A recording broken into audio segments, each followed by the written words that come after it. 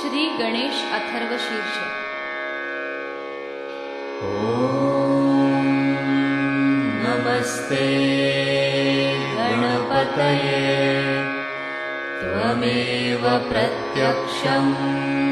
तत्त्वमसि त्वमेव केवलं कर्तासि त्वमेव केवलं धर्तासि त्वमेव केवलं हर्तासि त्वमेव सर्वं खल्विदं ब्रह्मासि त्वं साक्षादात्मासि नित्यं ऋतं वच्मि सत्यं वच्मि अवत्वं माम् अववक्तारम् अवश्रोतारम् अवदातारम् अवधातारम् अवानुचानमवशिष्यम् अवपश्चात्तात् अवपुरस्तात् अवुत्तरात्तात् अवदक्षिणात्तात् अवचोर्ध्वात्तात् अवाधरात्तात् सर्वतो मां पाहि पाहि समन्तात् त्वं वाङ्मयस्त्वं चिन्मयः त्वमानन्दमयस्त्वं ब्रह्ममयः त्वं सच्चिदानन्दाद्वितीयोऽसि त्वं प्रत्यक्षं ब्रह्मासि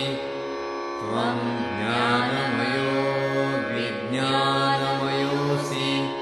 सर्वं जगदिदं त्वत्तो जायते सर्वं जगदिदं त्वत्तस्तिष्ठति सर्वं जगदिदं त्वयि लयमिष्यति सर्वं जगदिदं त्वयि प्रत्येति त्वं भूमिरापो नलो नीलो नभः त्वं चत्वारि वाक्पदानि त्वं गुणत्रयातीतः त्वं देहत्रयातीतः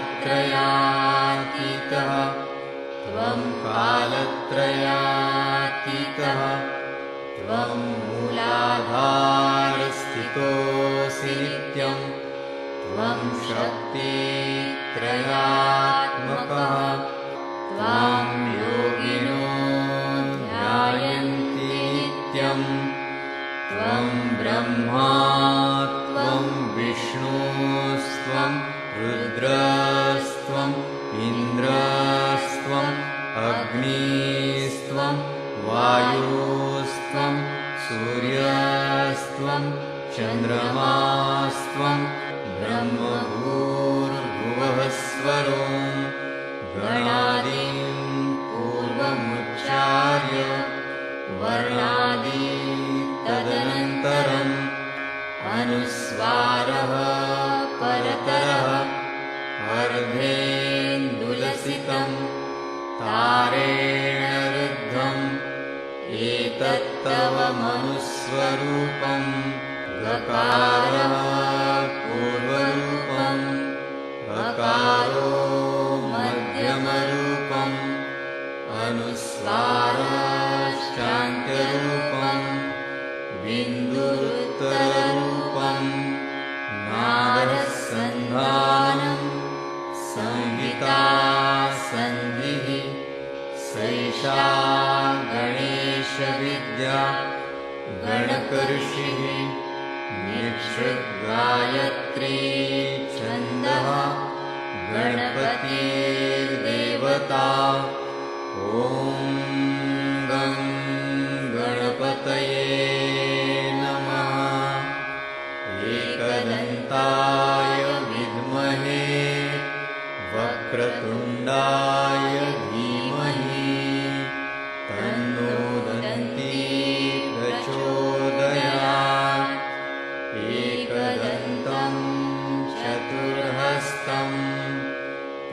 पाशमङ्कुशधारिणम्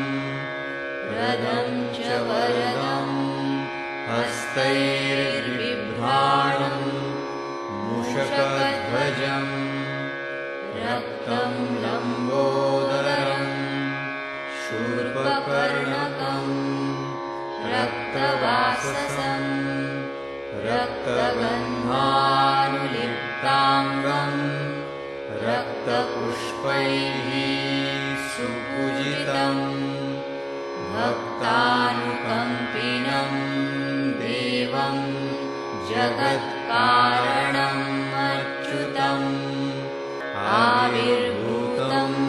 च सृष्ट्यादौ प्रकृतेः पुरुषात् परम् एवं ध्यायति यो नित्यं स योगी योगिनां वरः नमो व्रातपतये नमो गणपतये नमः प्रमथपतये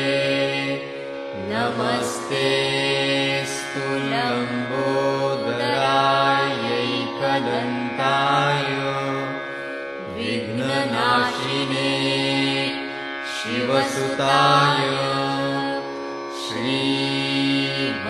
श्रीवरदमूर्तये नमो नमः साक्षात् श्री आदिशक्ति माताजी श्री निर्मला